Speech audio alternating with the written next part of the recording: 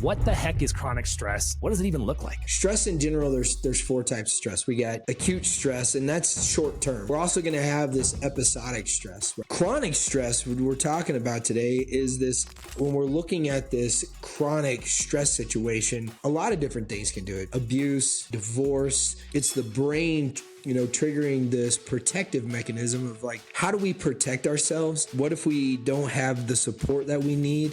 Why is that important to look at the rhythm? And then how practical is it for people out there to get this done if they are concerned about stress in their life? If you want to know how the body is properly working and how this circadian rhythm is properly dialed in, your awake sleep cycle. Have you had any crazy things like that where you identified for the person like, hey, this is killing you? If you're stressed out already and then you do something like a really intense workout, like just really intense, like running, your brain is going through a checklist. Like, okay, we're sweating, the heart rate's up, and we're running. We must be running from something. Would you say the best solution if you think you're dealing with stress is just go straight to the handle and see if you feel better? Or do you feel like you really need this objective test to solidify a plan? Beyond having those things, if it seems like you just can't get a handle on it, absolutely get that. Hello, everybody, and welcome back to the Lasting Weight Loss Podcast. I'm your host, Dr. Jones. And as always, Dr. Dan Kellams, it's a pleasure, man. I have to say, out of all the people I'm regularly interviewing, because we're on this awesome, bi-weekly routine, which I love, I learn the most with you, and so I appreciate you letting me pick your brain and, ask the questions that I really want to ask myself too, as well as educating people out there. So. Yeah, I love these conversations, and I've gotten to where I'm looking forward to it. So, I like the questions you're asking, and it really helps us hone in, because a lot of times we don't stop and actually think about, the impact of something or really articulate out every idea. So when we have these conversations, one, they're crazy intellectually stimulating, but two, the amount of information that's getting pulled out in the conversation, the dialogue between us, has been super awesome. So awesome. Thank you. All right. Well, let's not keep people waiting, Doc, and let's get into it. I got a juicy episode. I really want to get into stress, chronic stress. So why don't we start there? What the heck is chronic stress? What does it even look like?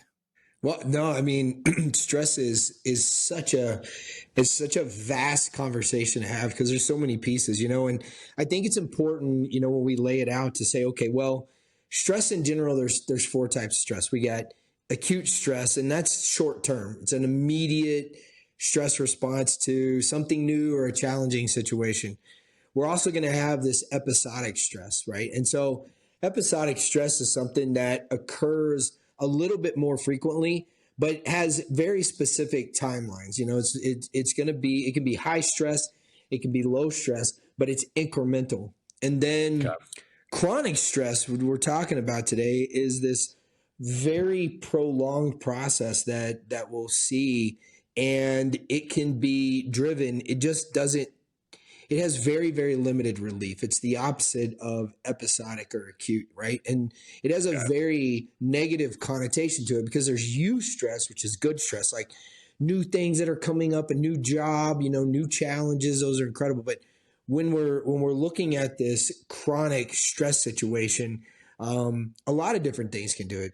Abuse, divorce, totally, even stress that you don't realize is there, like constantly changing your sleep cycle for people who work third shift, right? So they're working the swing shift. That's massively stressful to their body. Sometimes doing, certain types of diets, chemicals can be stressful. Inflammation is stressful. But when we're thinking about cognitive stress, we're thinking about those stress hormones like cortisol and our epinephrine or norepinephrine. Those are really, really specific, but it's this, it's the brain triggering this protective mechanism of like, how do we protect ourselves? And, what if we don't have the support that we need? But it's this prolonged stress response that we can't get away from. There's very limited relief, and it's triggering a lot of negative emotions. And eventually it starts triggering, sometimes very quickly, it'll start triggering really negative physiological changes in our body. And so it a lot of times chronic stress is prolonged, it's persistent, there's a constant state to it, and it can start causing physical symptoms. And those physical symptoms, you'll notice, depression, anxiety, irritability, fatigue. People start having trouble with their sleep. They start having headaches, difficulty concentrating. They start getting these digestive issues that are, associated with it. A lot of times, a feeling of helplessness because there doesn't seem to be no end in sight. And so you also start seeing, chronic stress has been associated with autoimmune disease, diabetes, heart disease, a lot of hormone imbalances and migraines. There's a lot of different things. So it's such a huge, undertaking to say, okay, this is specifically what chronic stress looks like, because stress can actually reveal itself so differently in different people. And what we find, and I know you've seen this in the clinic, because even from, my original background before getting into the functional and integrative medicine, in Chinese medicine, stress is a very, very specific thing. They call that qi stagnation. And then, from a physical standpoint, like a musculoskeletal standpoint, the stress on the body of the spine and the nervous system. So there's so many different things. But when we're thinking of it today, I think our concentration as far as chronic stress today is really about that, cognitive, emotional, psycho-emotional stress that people feel that is setting in there because they have a lot that they're facing. The stressors in their life are triggering this emotional stress. And,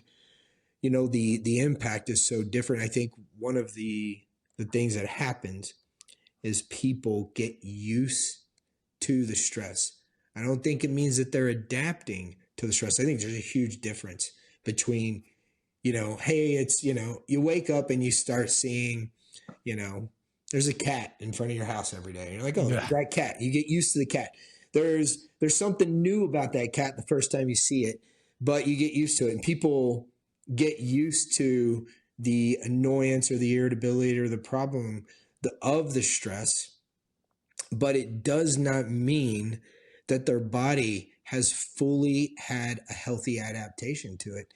And so it starts disrupting their emotional well-being, their behaviors, and then it starts affecting their physical well-being.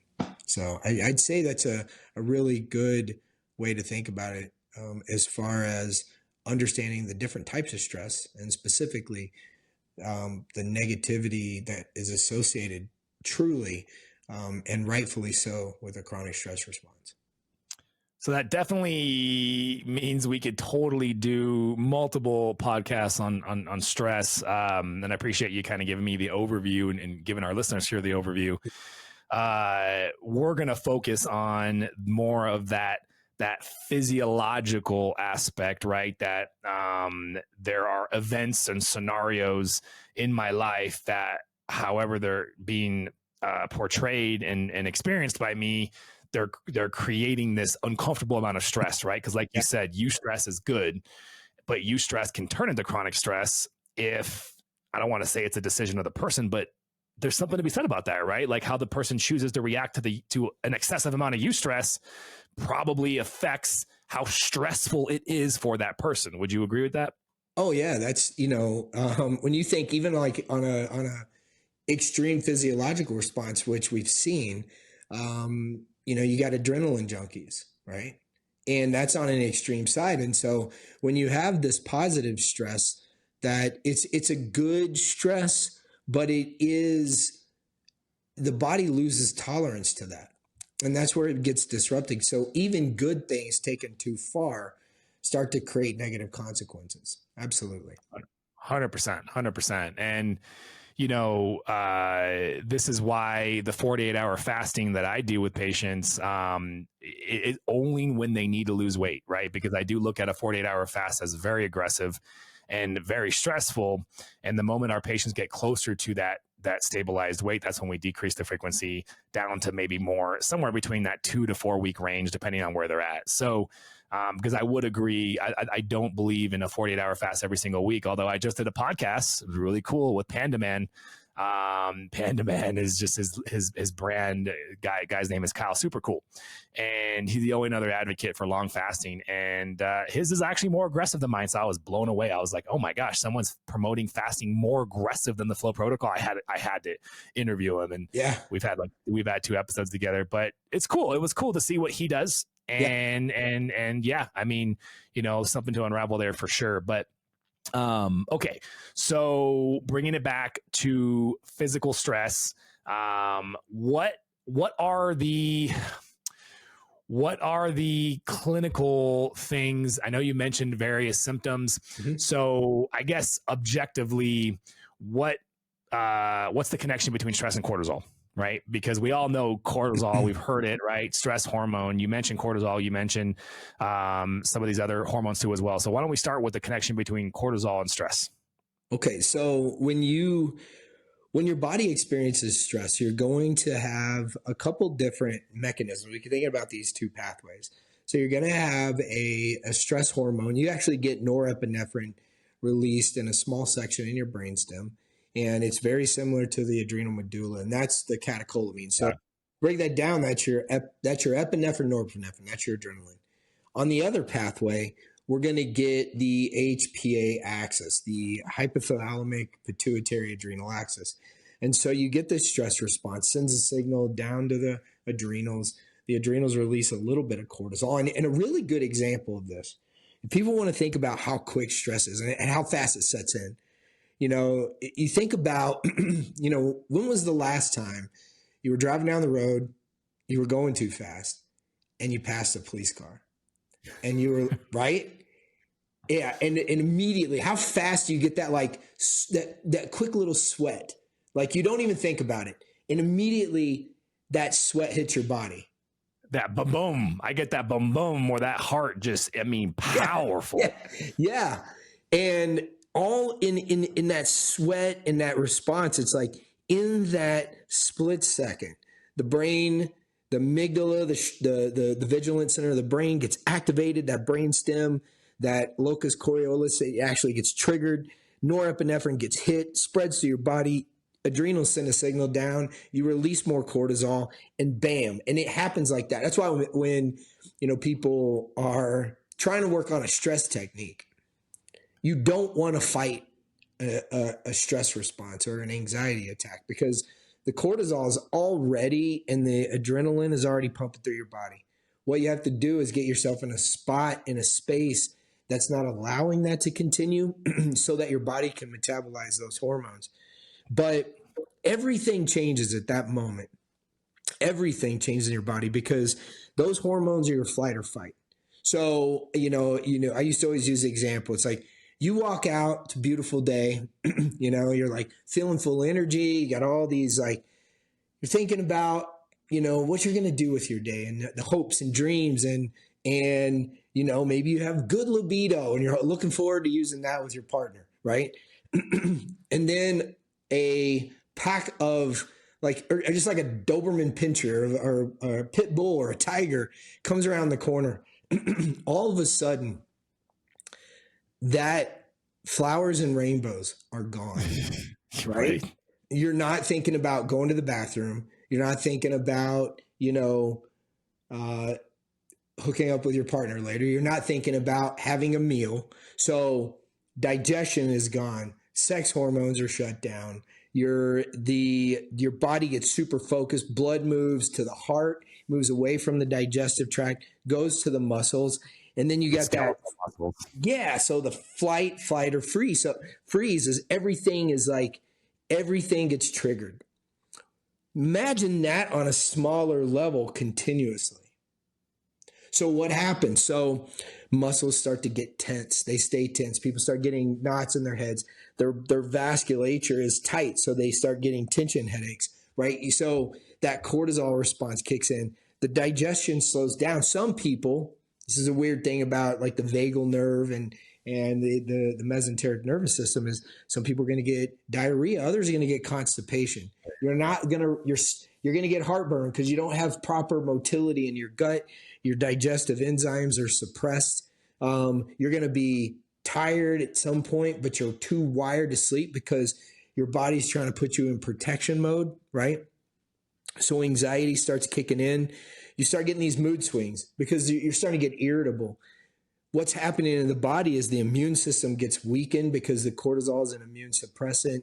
It's eroding, like the physiological change is that cortisol, it damages the hippocampus. So you start getting, short-term, long-term memory issues. It interferes with the thyroid's hormone conversion of thyroid hormone. It erodes the lining in the gut, suppresses the immune system, starts depleting the bone of its mineral content.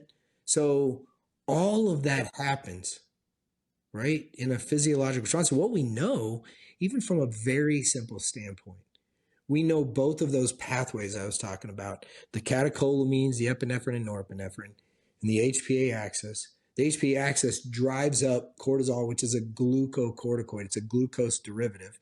And the catecholamines activate the inflammatory parts of the immune system and drive down the anti-inflammatory processes. Because the thing is your immune system, while all this is going on, it doesn't know, where is the threat? Is it a threat outside of my body? Is it a bill from the IRS? Is it a tiger or an animal chasing me? Am I fighting with my partner? Or is it a viral or bacterial threat? But everything goes on guard. Everything is a full-on blast of all defense mechanisms because it doesn't know. Yeah, so the cascade is crazy. And so if you have a really extreme stress response, you have all of that into extreme. But if it's allowed to continue and not dampened, those inflammatory processes and these depletion processes, they continue. And that's where people really get in a state of trouble. Okay. So in summary, a cascade of physiological processes that are there to keep us alive during certain stressful situations, both physical, internal, mental, right? But since the body doesn't know what it just kind of puts them all onto alert, which probably isn't as big of an issue as the fact that when it runs chronic, that's the issue, is that it continues to run. And so it's running continuously. And that's probably a whole nother conversation, is because there are events in the life that the individual, however they're coming to that person, they're just not being handled as good as they can be.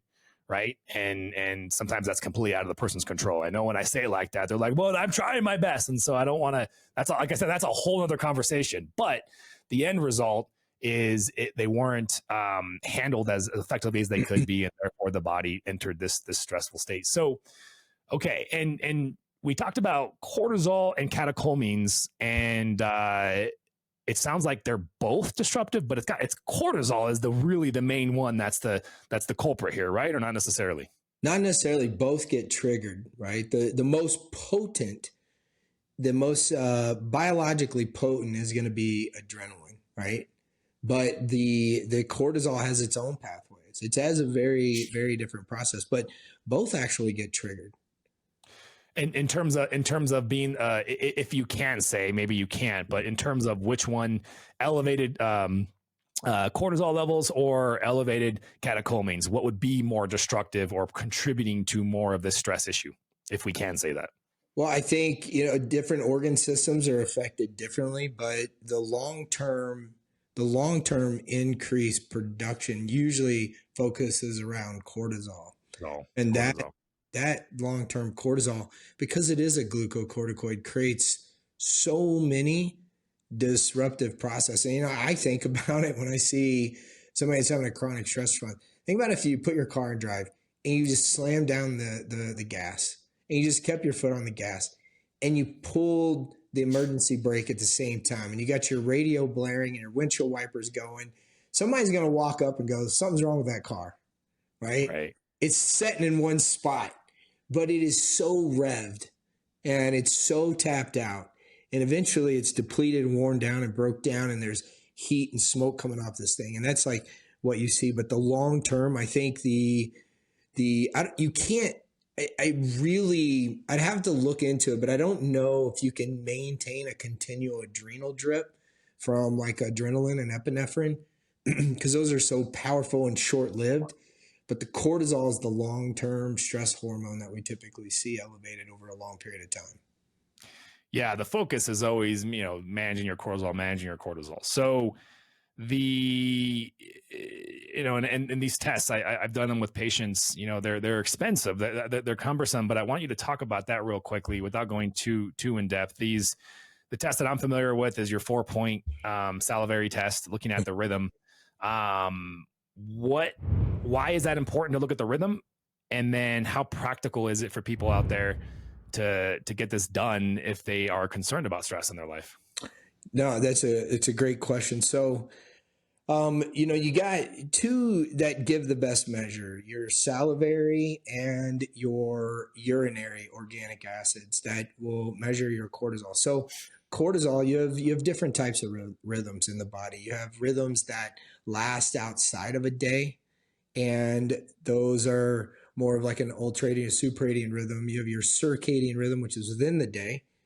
And then you have things that are multiple frequencies within that day, the infradians. And then you have this diurnal rhythm with your cortisol. And let's define diurnal for listeners. Yeah. So diurnal is like the curve in a yin and a yang symbol, right? That S curve. And that's exactly what happens. So the cortisol starts to raise it with time and light exposure, these things that starts to increase, and that creates it gives your body energy. And that's what the cortisol awakening response is. And it increases, you get a little bit of surge in your natural glucose levels because of the cortisol via the liver.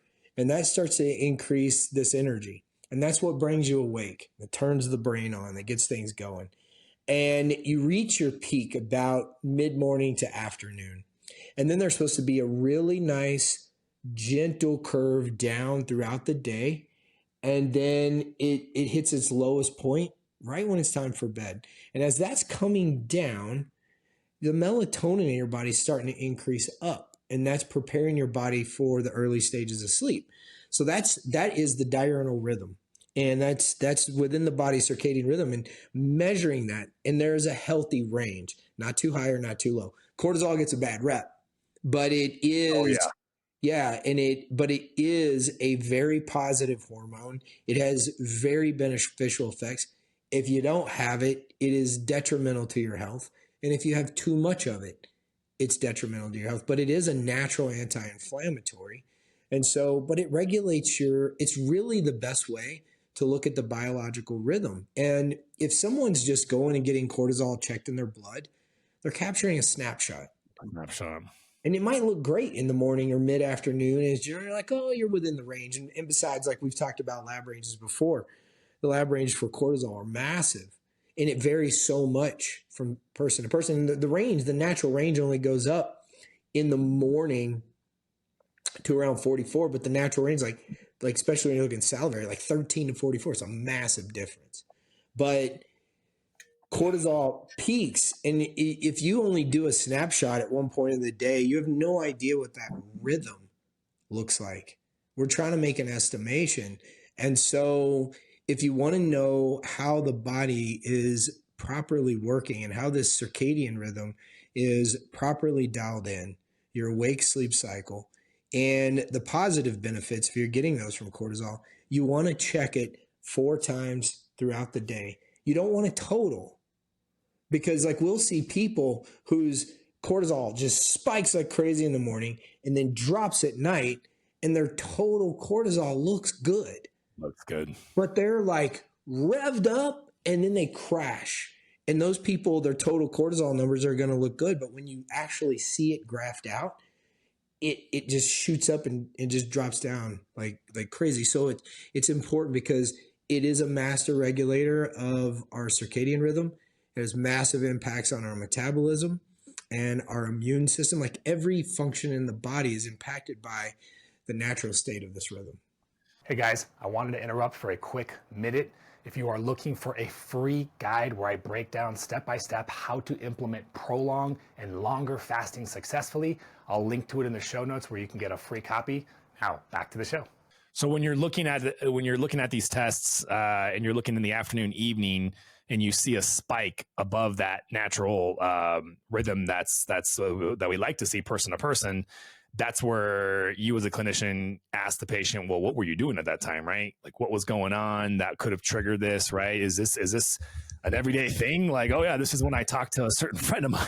Like this is when this is when I hang out with my spouse. Hopefully not. But I mean, have you had any crazy things like that where you identified for the person like, hey, this is killing you, this particular thing that you're doing? Yeah, we had we had a patient that they were doing HIIT training on top of the already elevated levels of stress in their body. And because they had stressful stuff going on. HIIT seemed to be like a good outlet for them. But they would do this HIIT training. They'd have a massive cortisol spike.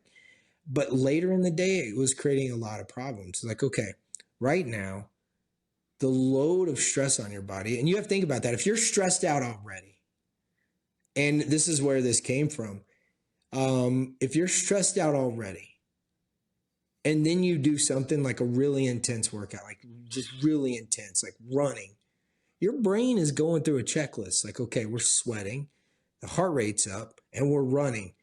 We must be running from something, right? Wow. So have you ever seen that movie Memento where the guy's memory just goes and he has to tattoo? There's a scene in there. It makes me think of that. He's being chased by a guy with a gun and they're running between these homes. And at one point his brain goes out again and it's like he's waking up again. And he's going through this checklist and he's like, oh, I'm running. And he's like, oh, I see a guy. I must be chasing him. So he cuts across to chase the guy. And then he's like, oh, no, he's chasing me with a gun.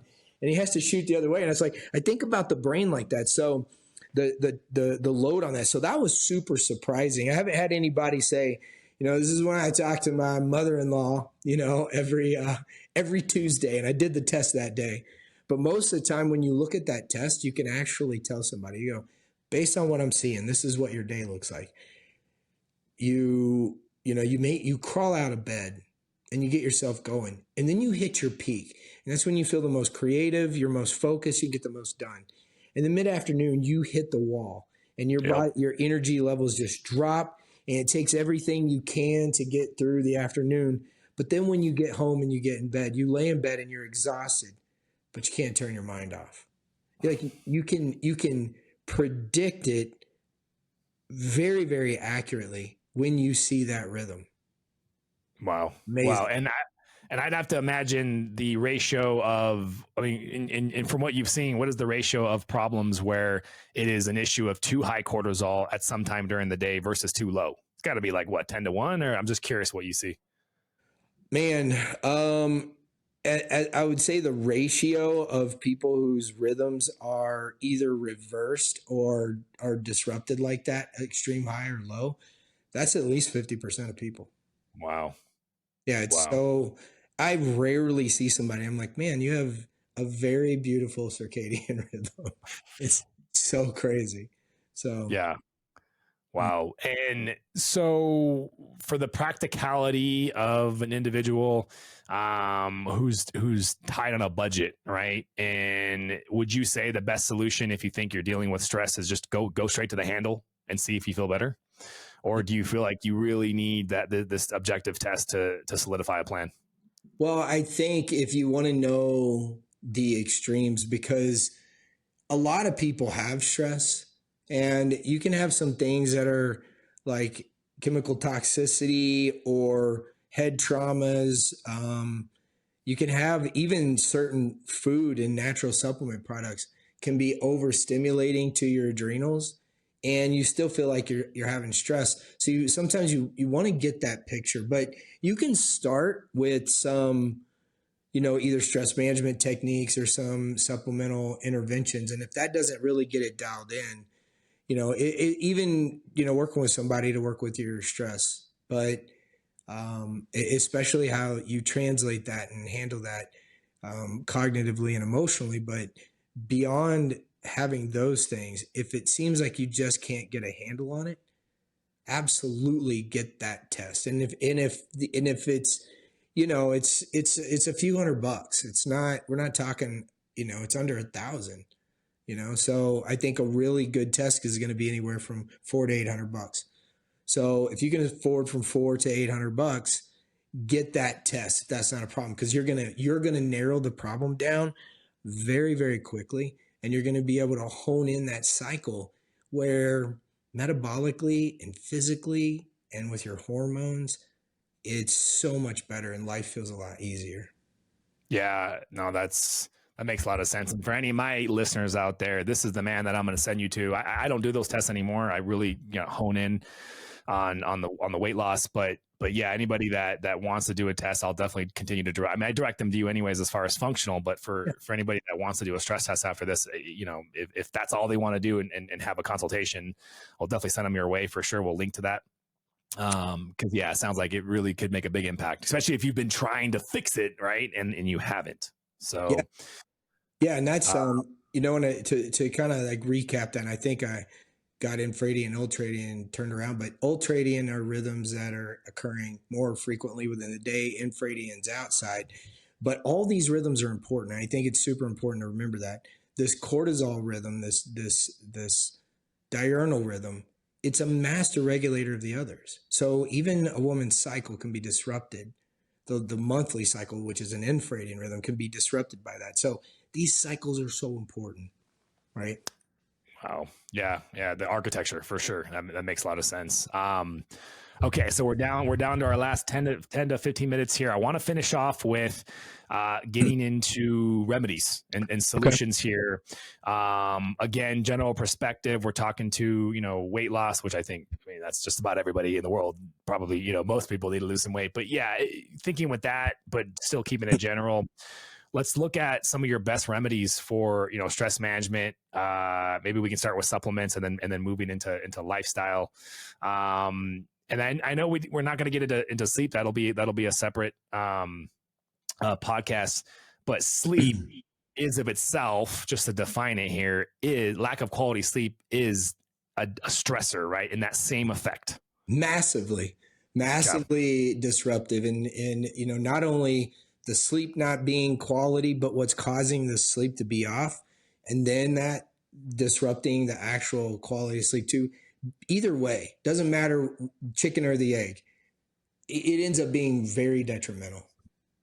Okay. So yeah, I think we'll do a whole nother sleep podcast, but basically if you're watching this and you have stress, but you see that you have lack of quality sleep, like start there, right? Because sleep in of itself is the stressor, and that might be the only stressor. You might have more. So yeah, let's get into your solutions, your tried and true solutions for people that are dealing with chronic stress. Yeah. And I want to take a moment to commend you. I was doing a video the other day, and I was talking about how, certain diets and things can be really hard on certain people.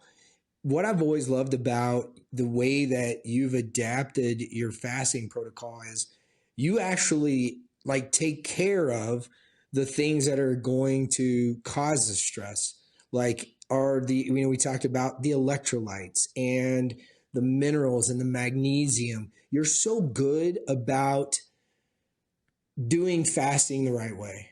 Right. That's what I love about your flow protocol. I read your book when it came out. I wrote a little thing about it on the beginning and a little intro into it. And I love that. And I think that is a really key concept is first, if you can identify what is actually causing the stress, if you're going to use a supplement, if you can't remove the stress or it's a necessary stressor, identify that and be able to offset it, right? And you do that with the flow protocol. You're like, okay, these are the things the body's going to be disrupted with.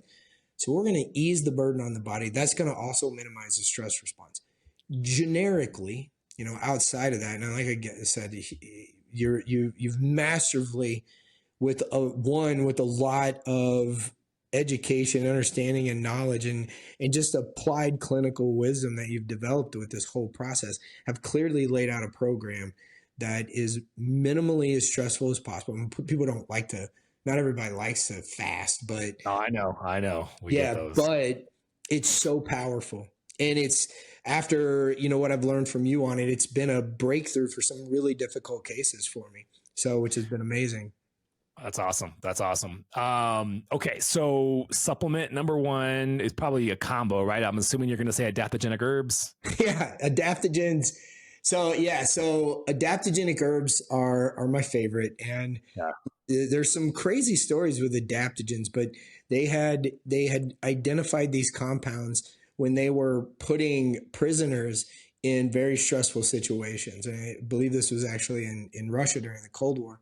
Oh, And wow. there's some really crazy studies, but when they originally started with ginseng. And ginseng, they identified these compounds, they called them ginsenogens. But what it did, it helped the body adapt. Adaptogens are herbs that if something's overworking, it brings it down. If it's underworking, it brings it up. It helps maintain a relative balance. Now, some adaptogens are better in certain situations. Now, for stress specifically, I'm going to go more with rhodiola. Rhodiola and ashwagandha are the two that I would go for with cortisol. And you want to use those. There's a lot of good studies on both. Some people notice that ashwagandha is great. It helps them sleep. Personally, doesn't affect it. Actually tends to have a little bit of a negative impact on my own sleep, but I've seen it work great for patients. Rhodiola works better for me. And what's really awesome about these compounds is, and they both help down regulate the cortisol production or how cortisol is metabolized in the body. And they're not sedatives. That's the awesome thing about these adaptogens is they're not going to make you feel sleepy. They're going to help you feel calm, and they're going to allow your body and the physiology and these circadian rhythms to work the way they're supposed to. So ashwagandha works great for me during the day. For me at night, if I really want to knock cortisol down at night, I'm going to go with rhodiola. Okay. Would ginseng be the only one that would be AM only? Yeah, so ginseng does tend to ramp up metabolism. It is a little bit, there's a couple astragalus, ginseng, cordyceps. There's a lot of adaptogens, and there's different versions of ginseng. American ginseng seems to be the more balanced, but Korean ginseng is really, really strong. I'd definitely not take that if you're trying to go to bed. So right. I wouldn't take ginsengs after like 2:00 in the afternoon. Yeah, gotcha. But rhodiola and ashwagandha, case by case, most people are fine for the evening too as well. Yeah, and like we've even found ginseng can be stimulatory toward the thyroid, so it's good for metabolism. But you don't want to ramp up your thyroid at 6:00 at night, right? Yeah, no, totally. No, it makes a lot of sense for sure.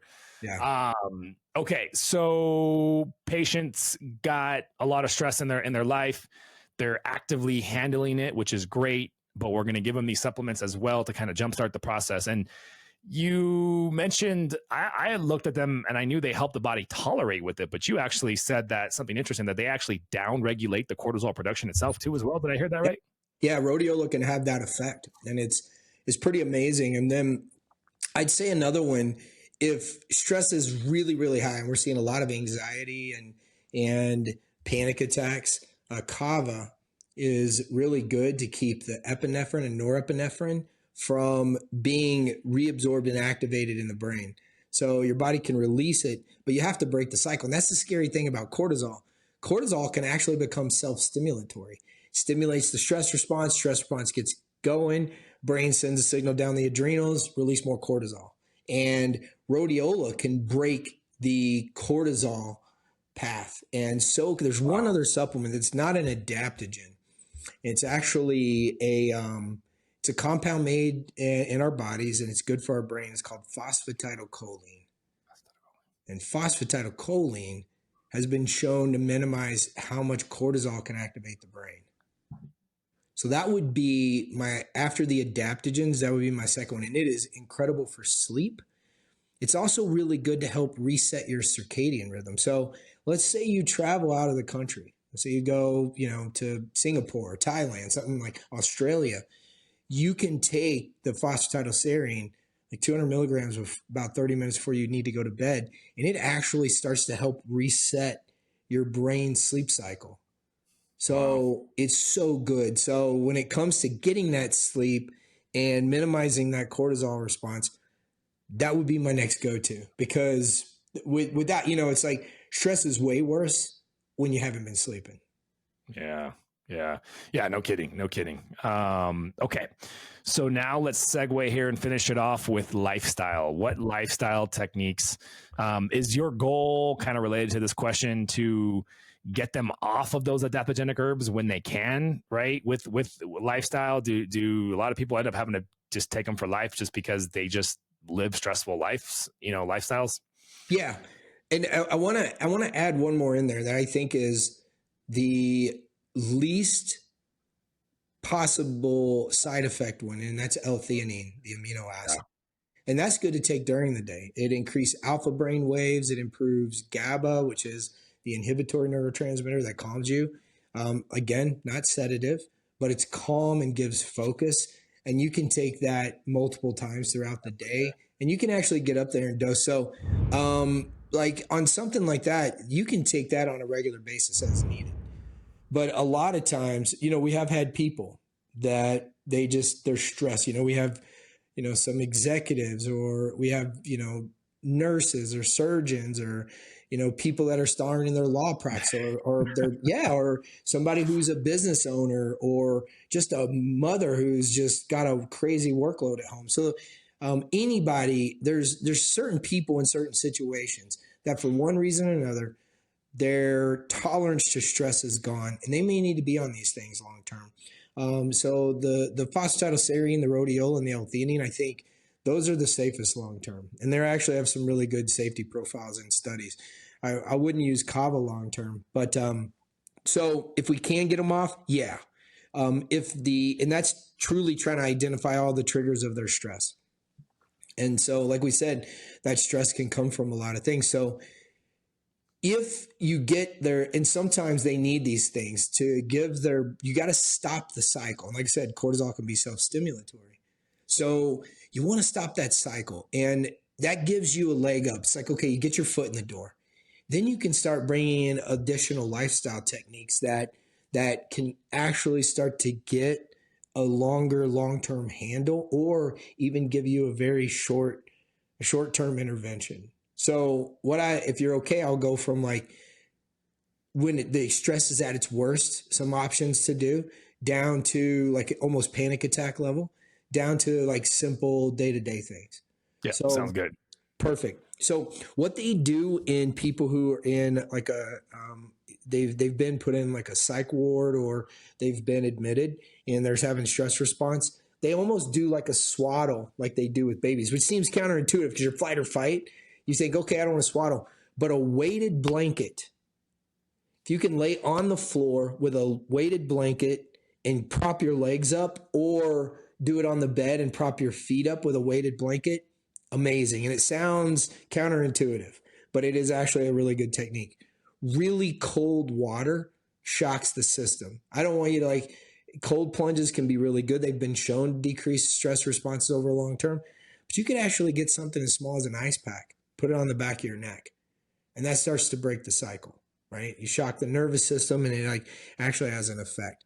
So now can that be in the evening? Because that would my thought is that evening, you get a powerful pulse from that, right? Just from the cold. So, well, and we're talking about like panic attack level. So they're not going to. Okay. Yeah. Okay. In these cases, they weren't going to bed anyway, right? Yeah, for sure. But it'll allow them to calm down. You can even just put cold water on your head and face. That's a good way. A cold shower can do it. It can break the cycle, and that's what we're trying to do, is break the cycle. Now, the long-term things, and Harvard actually had some really good researched stress relaxation techniques that they had come out a few years ago. And one of the first ones they talked about is just focusing on the breath.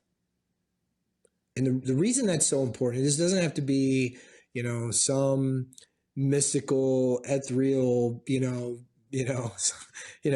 doesn't have to have There's a lot of stuff out there. There's a lot of stuff out there. Yeah, and it doesn't have to be anything really complex. And that's just to concentrate on your breathing. And the mind's going to jump. It's totally going to jump all over the place. And that's okay. You just want to be aware that the mind's jumping and bring yourself back to your breath, because the breath is here and now. And that's all you're doing, is trying to take the focus of whatever's going on down to the breath. And something really unique happens when you're doing belly breathing and you expand your stomach and you're doing a long inhale, and then a really long exhale. If that exhale is a little bit longer, like a 5-second in, hold for a second or two, not in the middle of a panic attack. It's impossible. You feel like you're fighting and you can make it worse. Right. But then you have like about an 8 breath out. And that's kind of like, some people call that box breathing. When you're doing a breath cycle like that, you're engaging the vagus nerve, which is calming your brain down. You're actually, when you breathe in your belly, the only time someone belly breathes is when they're not stressed out. The chest breathing actually makes it worse. So you do enough chest breathing, you can trigger a stress response.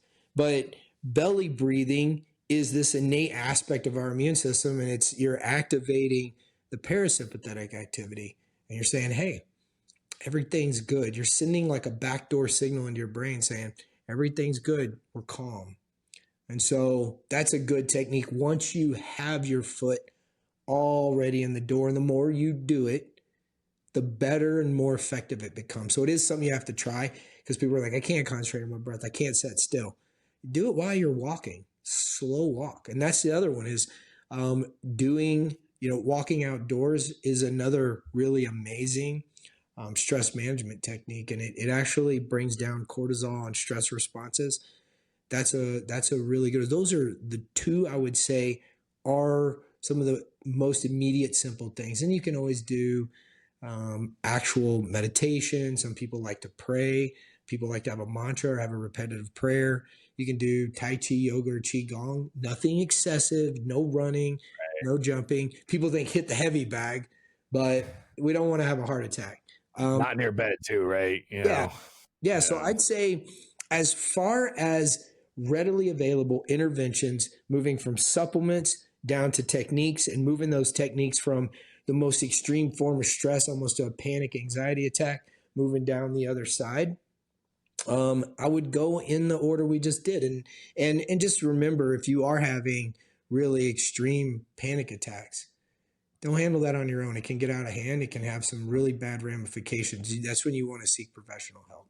Oh, no, that makes a lot of sense. And yeah, you got me on breath work. This has always been an area of mine that I am able to admit I overwork myself, and I'm just so excited about what we're doing and what we're creating. And I just never had a stress management technique that I felt really good about, although I'd helped so many patients with the different kinds and watch the changes. And, I felt better. I could tell a difference when I'm meditating versus not, but you got me on the breath work, and it's still pretty early, so I won't go too in depth to what I'm experiencing yet, but I'm definitely enjoying it more. It doesn't feel as much of a chore. Like meditation felt like a chore, and maybe because I just never felt like it was doing something, right? So I definitely look forward to reporting to you in a couple more weeks with the breath work. And yeah, look, guys, I try my best to do it every night, but if it doesn't happen, it's okay. I do it the next night. But for me, it's part of that bedtime routine. I'm excited to talk to you about the stuff that I picked up. Andrew Huberman has a 6-episode series that he's doing right now, each of them being 3 hours long. It's I forget his name, but he's the leading sleep scientist right now, British guy. So I've already gone through the first 3. Super excited for that. So after those are done, we'll do a podcast together, and I'll share with you what I picked up. But a lot of what we knew, but some new stuff. So it was kind of a priority to what the research is. But anyways, man, as always, it is always a pleasure to have you on. Looking forward to our next episode.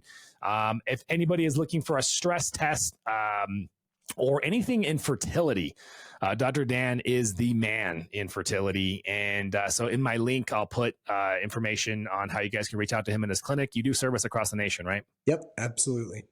Fantastic. Yeah, you guys will have access to that in the link. And as always, we'll catch you guys in the next episode. We'll see you later. See ya. If you guys found this informative, then you're gonna wanna click this video right there. It's a continued explanation of what you learned today, guys. Knowledge is power, so let's keep this going. We'll see you later.